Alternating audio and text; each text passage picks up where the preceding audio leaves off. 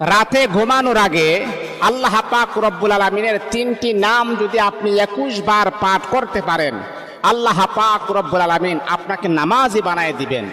এমনকি আপনার চেহারার ভিতরে আমার আল্লাহ এমন কিছু নূর দান করবেন, এমন কিছু আলো আমার আল্লাহ দান করবেন, যেই কোনো মানুষ আপনার চেহারার দিকে তাকাইলেই সেই মানুষটা বুঝতে পারবে যে আসলে আপনি একজন ভালো মানুষ, আপনি একজন পবিত্র মানুষ। এমনকি আপনার চেহারার ভিতরে আমার আল্লাহ একটা মায়া মোহাব্বত আমার আল্লাহ ঢেলে দিবেন। রাতে ঘুমানোর আগে কমাস কম আল্লাহ পাকের এই 3টি নাম আমি আপনি যদি 21 বার পাঠ করতে পারি, আপনাকে নামাজি বানাই দিবেন। আল্লাহু আকবার, আল্লাহু আকবার।